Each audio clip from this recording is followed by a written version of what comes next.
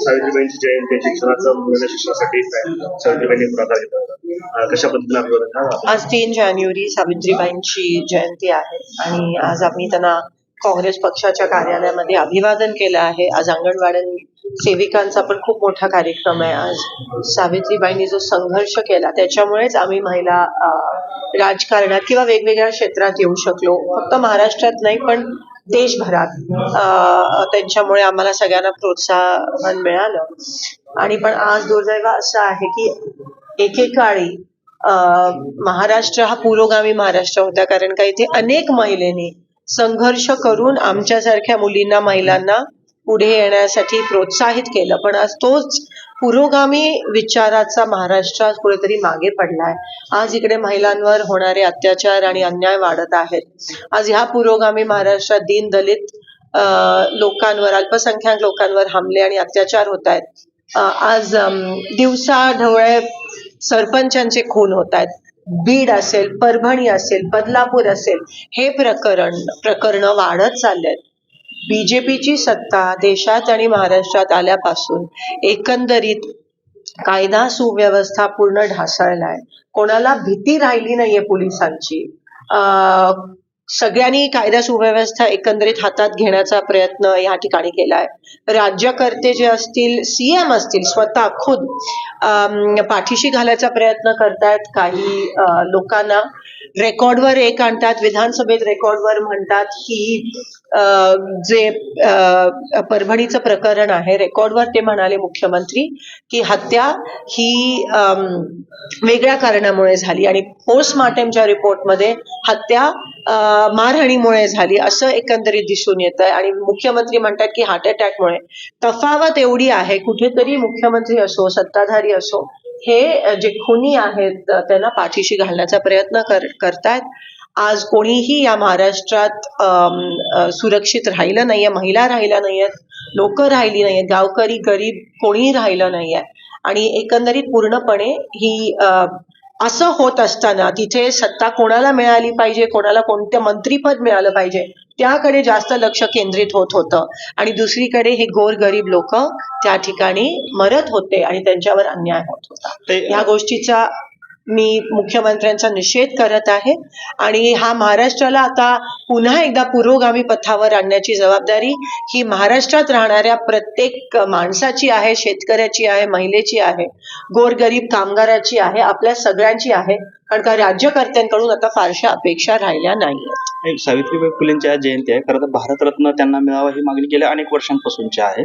आपण त्यामध्ये कशा पद्धतीची नाही, नक्कीच आम्ही संसदेत ही मागणी मांडली आधी आणि वारंवार त्या ठिकाणी आम्ही ती मागणी करणार आहोत आणि त्यांना नक्की मिळेल अशी आम्ही प्रयत्न करणार. बीडमध्ये मसाजूचे सरपंच संतोष देशमुख यांची हत्या झाली आणि त्या प्रकरणाची धनंजय मुंडे यांचं नाव जे तिथले स्थानिक लोकप्रतिनिधींची गोष्ट आहे, त्यांचा राजीनामा मागितला जातोय. मात्र सरकार त्या पद्धतीनं पावलं उचलत नाही. उलट वाल्मिक कराड यांचं नाव खंडणी प्रकरणामध्ये आरोपी आहे, त्यांना मात्र व्हीआयपी ट्रीटमेंट मिळत असल्याचा आरोप. तुम्ही बघा, लॉरेन्स बिश्नोई पासून वाल्मिक कराड पर्यंत जे गुन्हेगार आहेत, जे जेलमध्ये बसून प्लॉटिंग, आणि ते गुजरात आणि हे महाराष्ट्र, म्हणजे आमचं महाराष्ट्र पण युपी बिहार गुजरात सारखं बनवतायत, ह्यांना पाठीशी घालतायत. आणि मी जेव्हा बीडला गेली तेव्हा देशमुखांची मुलगी आहे, ती मला म्हणाली, ताई मला खूप भीती वाटते, मी पण पोलीस प्रोटेक्शन मागितलं आणि मला अजूनही देत नाहीये सरकार.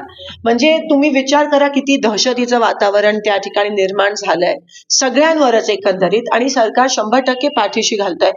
गुन्हेगार जेलमध्ये बसून इंटरव्ह्यू देत आहेत त्या ठिकाणी आणि त्यांच्यासाठी स्टुडिओ सेटअप केला जातो. असं जर असेल आणि गुन्हेगारांना व्हीआयपी ट्रीटमेंट देत असतील, पोलिसांवर प्रचंड प्रमाणात दबाव हे सरकार टाकत असेल, चुकीचे स्टेटमेंट दिल्या, चुकीचे FIR फाईल करायला, डॉक्टरांवर PM रिपोर्ट बदलण्यासाठीचं प्रेशर होत असेल, तर सामान्य माणसांनी जायचं तरी कुठे? धनंजय मुंडेंचा राजीनामा झाला पाहिजे असं 100% झालाच पाहिजे. जर ते ह्या प्रकरणात, पूर्ण प्रकरणात ते आहेत असं दिसून येते एकंदरीत. आणि काँग्रेस सत्ता असताना वारंवार जेव्हा राजीनामे मागितले जायचे तेव्हा द्यायचे आम्ही, एकंदरीत जबाबदारी घेऊन, नैतिक जबाबदारी घेऊन ते दिले गेले होते, जरी दोषी नसायचे तरी पब्लिक प्रेशरमुळे. पण इथे मला असं वाटतं अतिशय निगरगट्ट आणि अहंकारी सरकार आहे. आणि लवकर हलतील असं दिसत नाही. मंत्रिमंडळ स्थापन होऊन अनेक दिवस झाले, मात्र पालकमंत्री अद्याप कुठल्या जिल्ह्याला सोलापूरचं दुर्दैव, सोलापूरचं बीजेपीचं नेतृत्व कदाचित कार्यक्षम आहे असं म्हणायला हरकत नाही.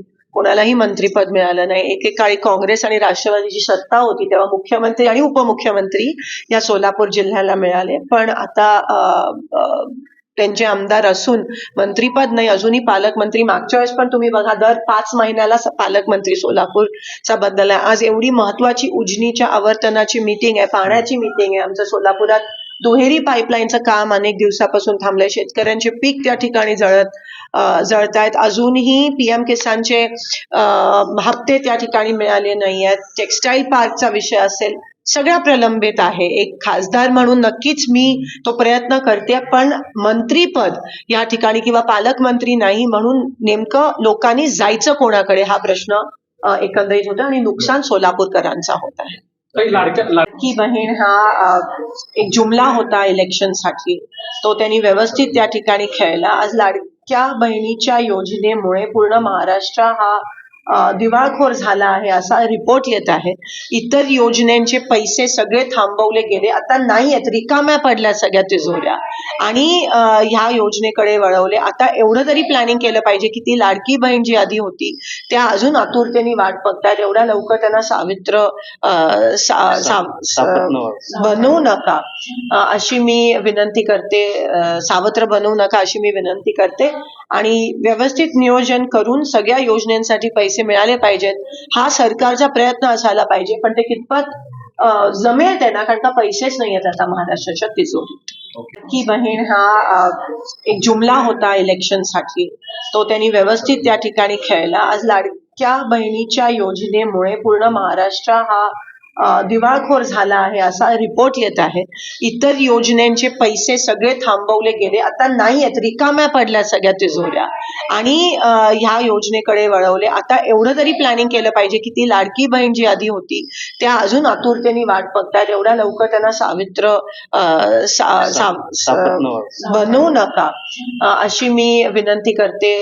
सावत्र बनवू नका अशी मी विनंती करते आणि व्यवस्थित नियोजन करून सगळ्या योजनांसाठी पैसे मिळाले पाहिजेत हा सरकारचा प्रयत्न असायला पाहिजे. पण ते कितपत जमेल त्यांना, कारण का पैसेच नाही आहेत आता महाराष्ट्राच्या तिजोरीत. देश विदेशातील प्रत्येक घडामोडींचे लाईव्ह अपडेट मिळवण्यासाठी आता साम टीव्हीच्या सर्व सोशल मीडिया प्लॅटफॉर्मला लाईक, फॉलो आणि सबस्क्राईब करा. तसंच सर्व नोटिफिकेशनसाठी बेल आयकॉन प्रेस करायला विसरू नका.